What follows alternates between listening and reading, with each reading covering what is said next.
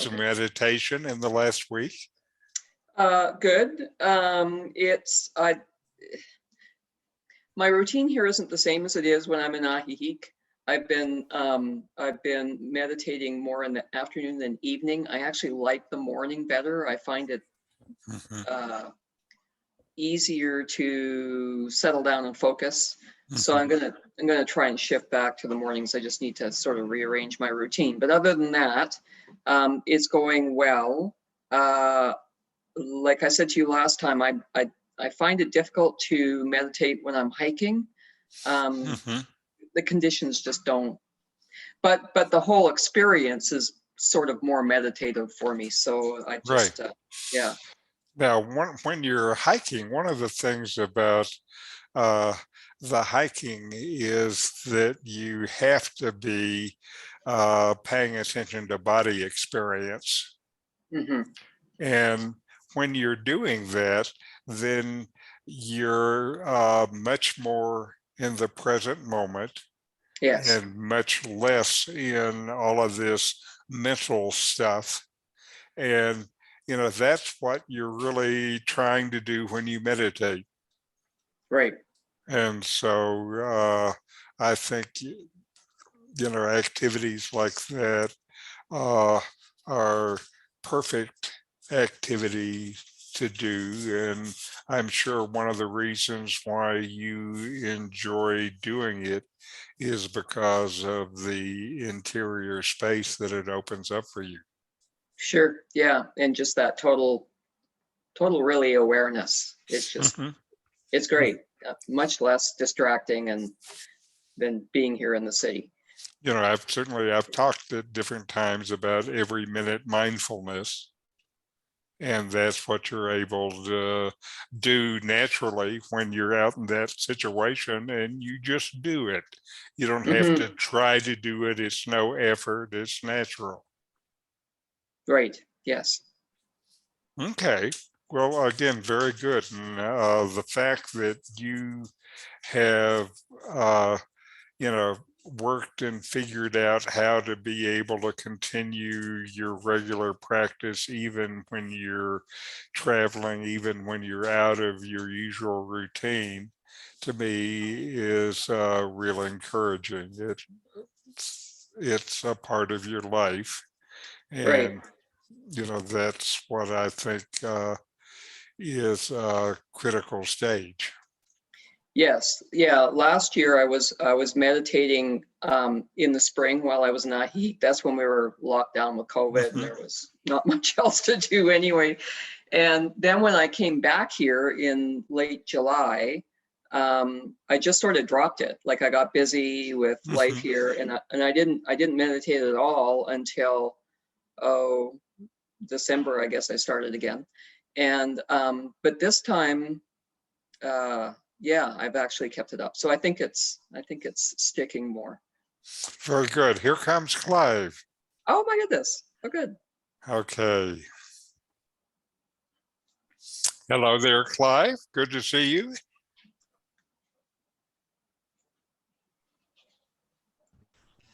Sorry I'm late. Okay. Anyway, it's good to see you whenever it is. And we were just in the part of it talking about how your meditation practice is going. How are you doing? Yeah. Very well. Everything's good. I get a break from my daily routine and a quiet time meditation every afternoon. Very good. And so anyway, so what we're going to do today, the focus on today's session will be another kind of Buddhist meditation, loving kindness. And that is a practice that I think is a real worthwhile practice. And I'll talk about it a little bit, then, you know, go through an exercise with you to introduce it to you. And in the email I send after this, I'll send you the exercise so you'll be able to have that to remember what the routine was. Okay, Mhm. well, very good. Then let us start with our first meditation. And mindfulness is present moment awareness, paying attention on purpose to the present moment non-judgmentally.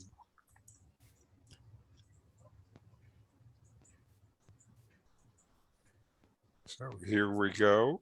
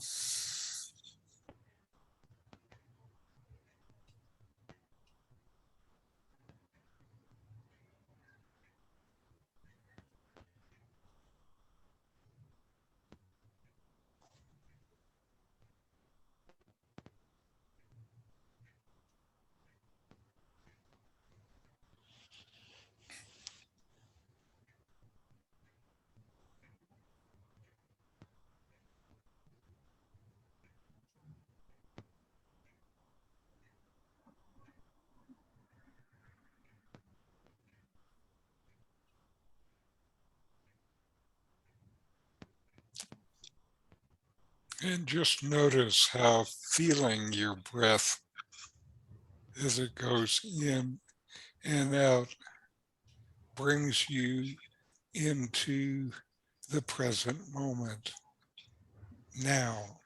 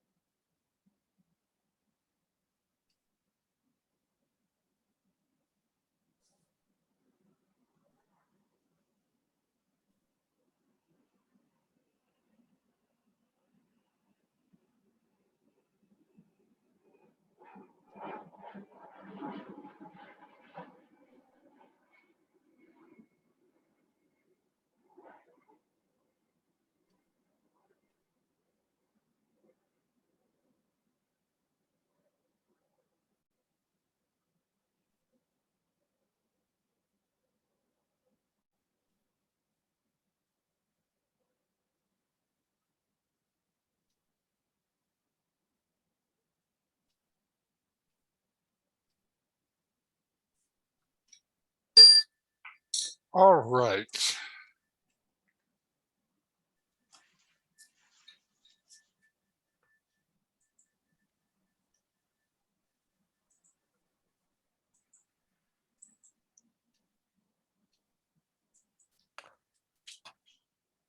Now,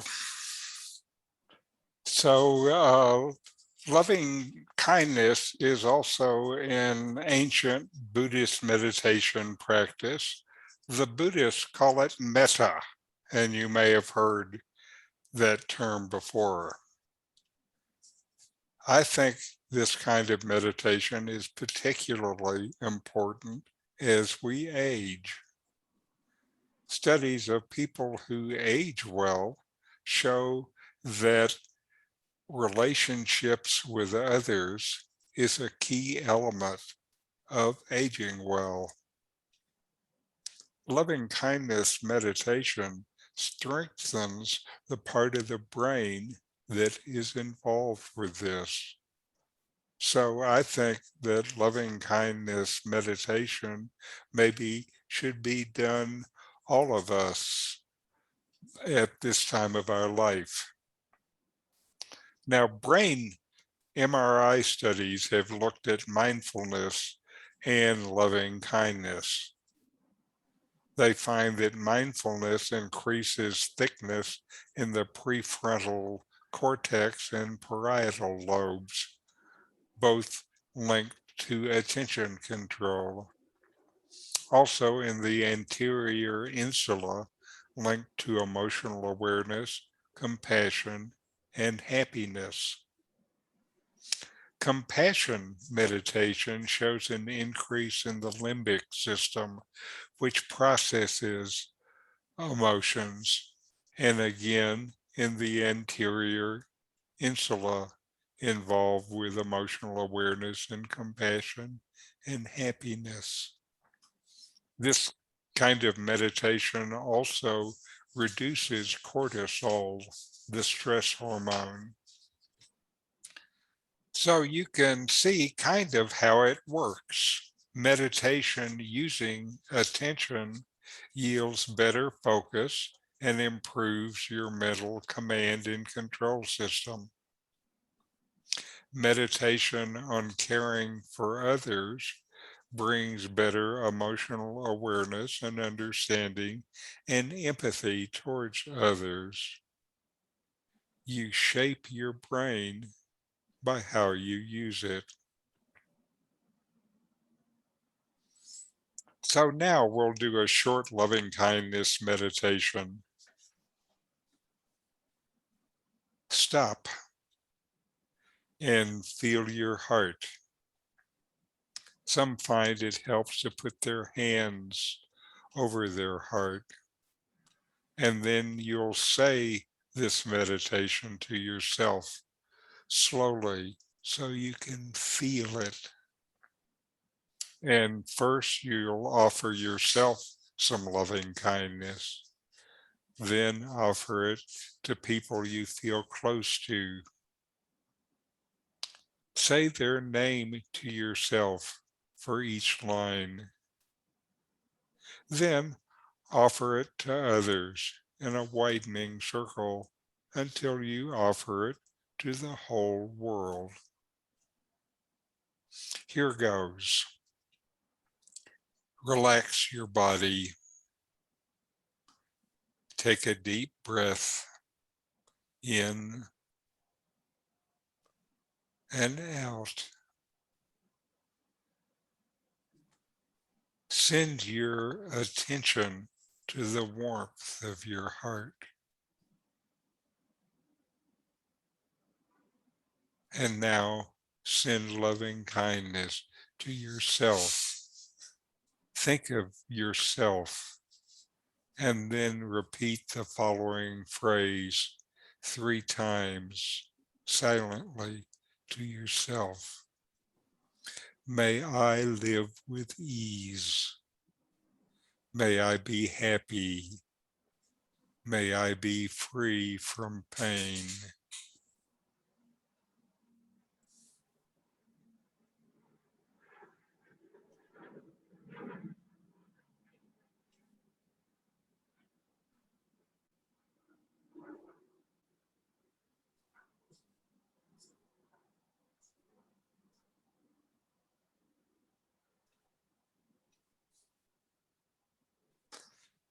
And now we'll send loving kindness to people we care about. Think of a loved one. Bring up a mental image. Say their name and repeat the following phrase silently 3 times. May you be safe. May you be healthy. May you live with ease and happiness. May you be safe. May you be healthy. May you live with ease and happiness. May you be safe. May you be healthy. May you live with ease and happiness. Now picture another person that you care about and repeat this phrase again 3 times. Say their name first. May you be safe. May you be healthy. May you live with ease and happiness. May you be safe. May you be healthy. May you live with ease and happiness. May you be safe. May you be healthy. May you live with ease and happiness. Now think of an acquaintance, someone you don't know very well and towards whom you don't have any particular feeling.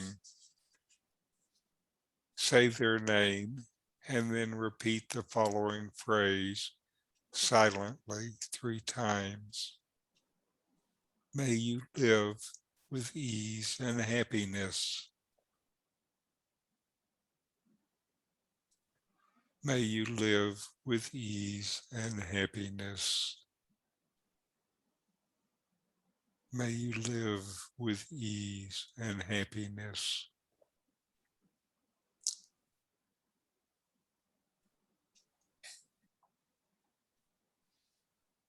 Now we will send loving kindness to people with whom we have negative feelings. And this has been interesting in practice for me, and it showed me things within myself that I have not made peace with. So bring your mind to another with whom you have a negative feeling or conflict, and you're going to send them your good wishes, repeating this phrase silently 3 times.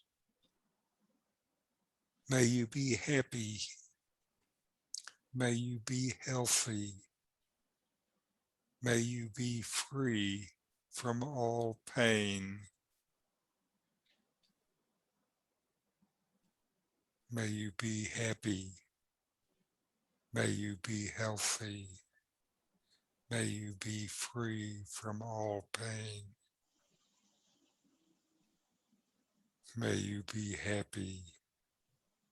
May you be healthy. May you be free from all pain. And now expand your awareness and picture the whole world in front of you like a little ball, and send your warm wishes to all living beings. Say this phrase 3 times.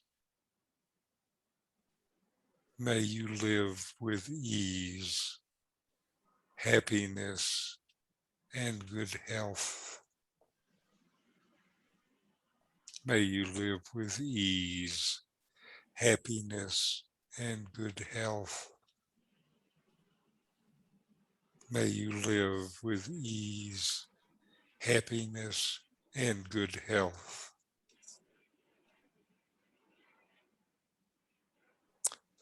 Now take a deep breath in and breathe out. And another deep breath in and just let it go. And notice the state of your mind and how you feel after this meditation. All right. Now I have a video for us to watch, and this is going to be from a TED Talk by a neuroscientist named Emma Seppälä. She is a neuroscientist who's actually worked a lot on loving kindness meditation. And her talk is titled The Power of Science and Social Connection.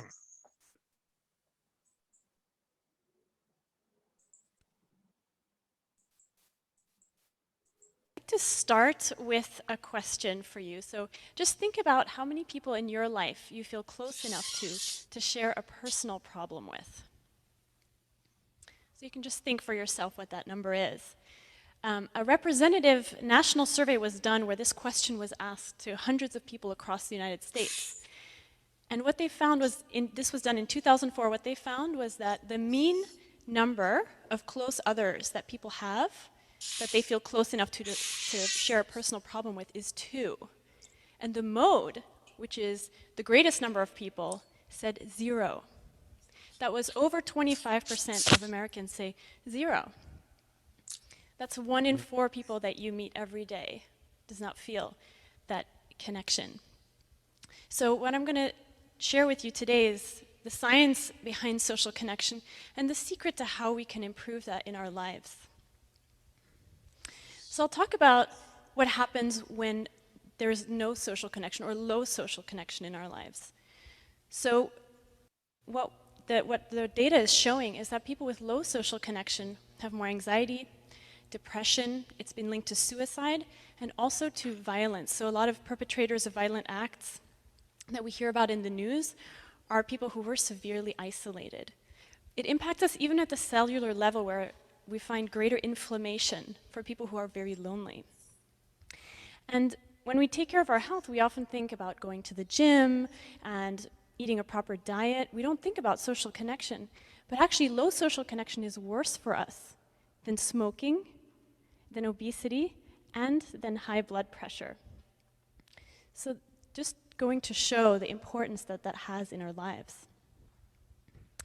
On the other hand, when social connection is present, a healthy level of social connection predicts greater psychological well-being, better physical health, increased immunity, faster recovery from disease, and even longevity. So if you're highly socially connected, you feel connected to other people around you, you have a 50% increased chance of longevity. In fact, we're wired for connection. Connection is something that's intrinsically natural to us. So thanks to mirror neurons in our brain, we constantly resonate with other people. And what we mean by resonate is that we are constantly mirror what's going on with others. So think about someone close to you. When they walk in the room, even before you've exchanged any words, you can tell, are they doing well? Did something wonderful happen in their life, or did something tragic happen? What we do is when we observe someone, internally we're mirroring them. And that's at the basis of empathy. So when someone comes in and frowns, for example, it activates the micromuscles in our face for frowning, and we know that something's not right. Same thing with smiling muscles. Just think about when you see someone walking down the street and tripping and falling. We immediately feel an impulse to, oh, that must have hurt. It's kind of like an intrinsic feeling of, wow, that must hurt. In fact, the pain activation that you see in the brain is the same when you're experiencing pain as when you're observing someone else being hurt. So there's this overlap between our own pain and seeing someone else's pain. So sometimes we think that we're these isolated individuals walking around not connected to others, but it's just not true. Even the way our brain is wired, we're wired to connect, wired to feel empathy, wired to know what's going on with someone else. We're so connected at that level. And actually, you might have noticed that when you walk down the hall and you smile at someone and they don't smile back, and you feel, oh, you kind of feel like, oh man. But every time that happens, I think, that's okay, because I just activated the micro muscles in their face. Chances are they'll smile at the next person they see. So we know that social connection brings all these benefits, and lack thereof is a problem. And we also know that there's an increase in loneliness happening in the United States. So the facts I shared with you at the beginning were for 2004. But earlier, in 1985, there was a greater social network. So there's a decline happening. People are living farther and farther away from one another. And the number one reason that people seek therapy today is loneliness. So given this fact, how can we increase social connection? Some people say, well, I'm an introvert, I'm a loner, I don't feel comfortable with other people, or I'm so busy I can't have a social life. Another assumption is, oh, in order to connect with others, I need to make myself more attractive, I need to maybe be more successful, make more money, be thinner, I need to change myself in my appearance or my achievements in order to connect. But science says this is not so, and that's the good news. Your feeling of social connection, the benefits of social connection have nothing to do with the number of friends you have, actually. So you might have heard of the expression loneliness in a crowd. You could have 1,000 friends, but if you don't feel connected on the inside, you get none of the benefits. And the beauty about this is that the benefits are tied to your subjective feeling of connection to others. And what's beautiful about that is that we don't have control over our external environment. We can't always change how many friends we have. We can't always change how successful we are, how attractive we are. But one thing we do have a say over is our internal state, our subjective state. So, and what is that? What is the secret to increasing that social connection? Well, one thing that the data suggests is that compassion for others and compassion for self might be the answer to that. So, some people think, oh, compassion, I'm not a compassionate person, or they think, well, we're innately selfish people. Everyone's, self-interested. That's a belief. But what does the data say? The data says that compassion is innate. It's our first instinct. And we see this not only in human beings, but in the animal kingdom. So let's take rats, for example. Rats are animals that, in general, we don't have an extreme amount of respect for, perhaps. A rat will go out of its way to help another rat who's suffering. Will actually pay a price, go over obstacles, and make that happen. Same is seen in primates.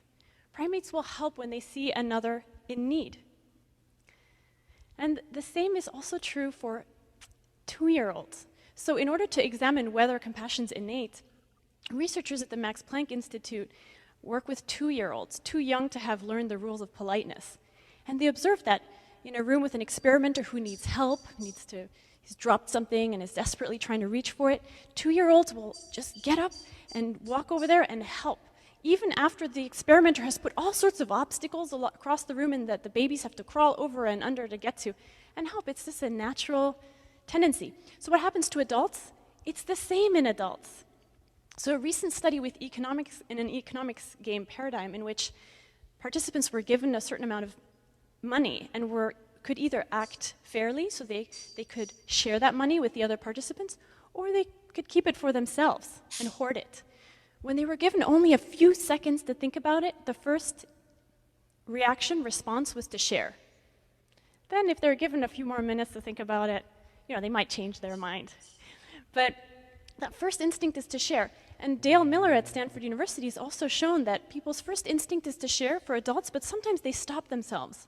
Why? Because they think other people might think that they're self-interested, because there's this norm out there that we're all self-interested.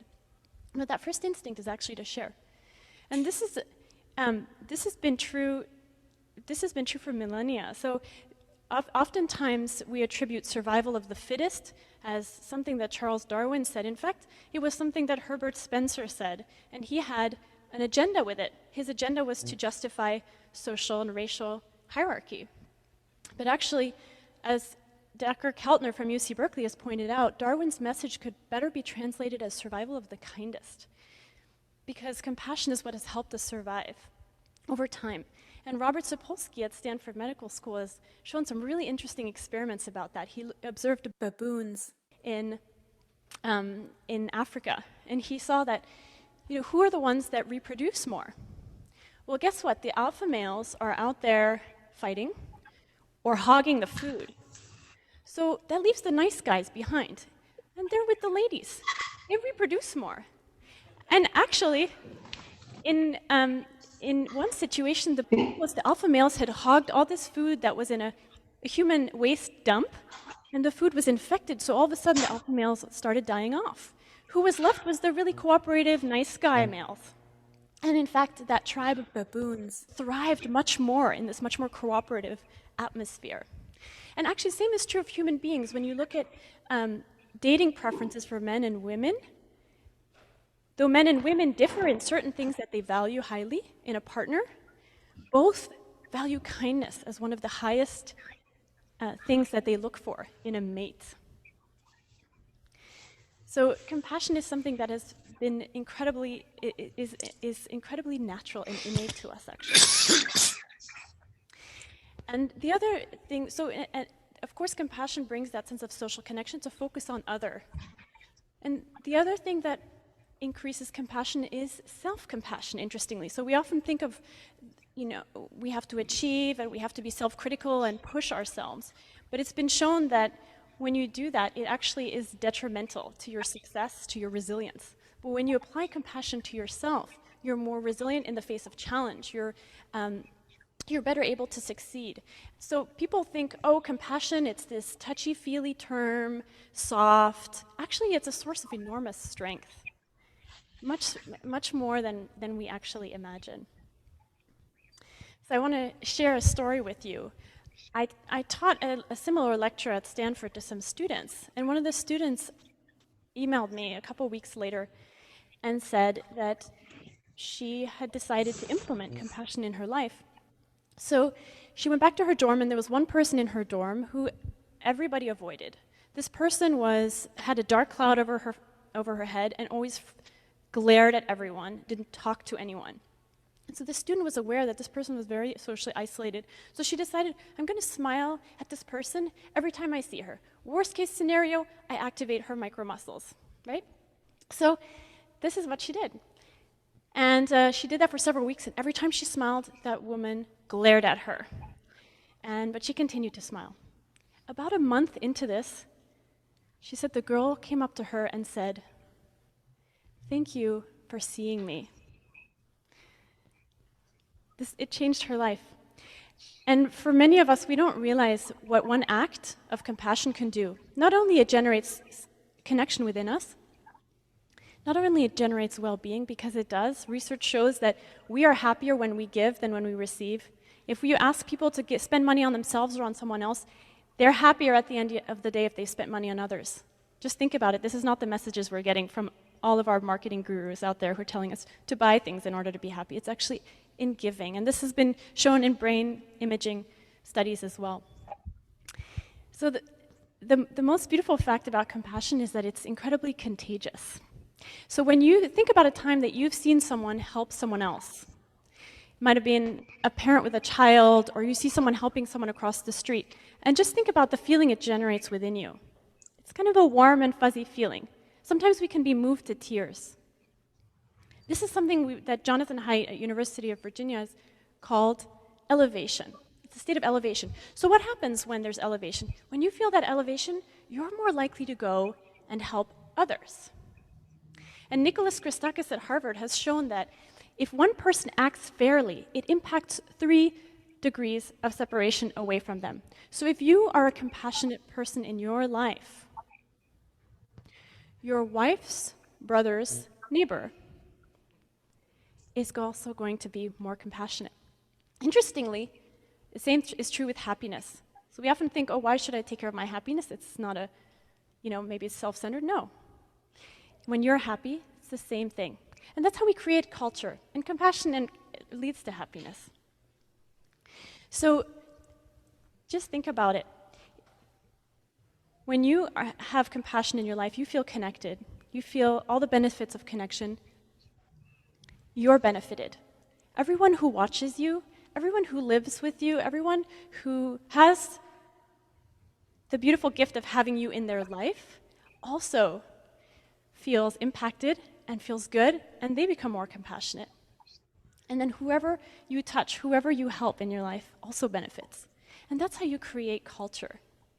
That's how you create a culture of compassion.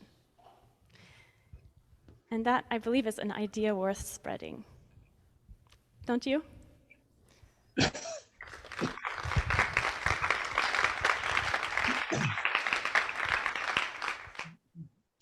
Yeah, I'm really sorry about the phone call.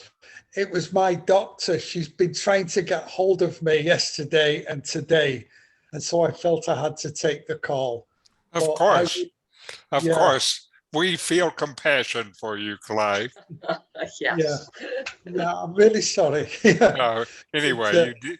It's perfect. You did what you needed to do. yeah. So that's just fine.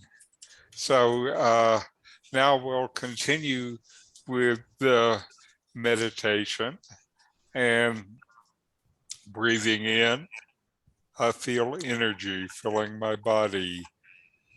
Breathing out, I feel calmness spread through my body.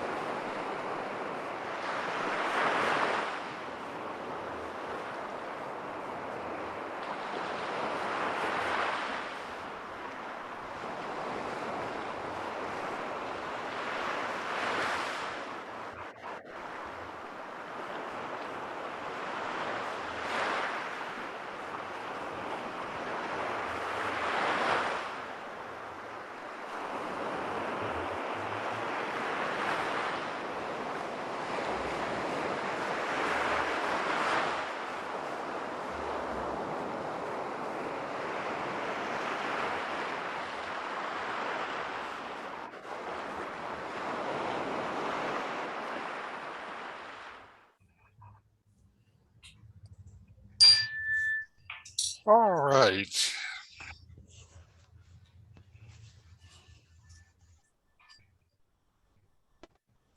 And now we will have a short chant. Om Shanti, Shanti, Shanti. Om. Peace, peace, peace.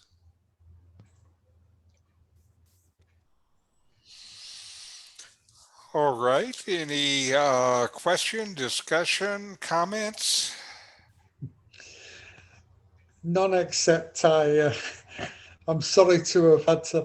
It wasn't just the receptionist; it's the doctor who was doing a telephone consultation with me.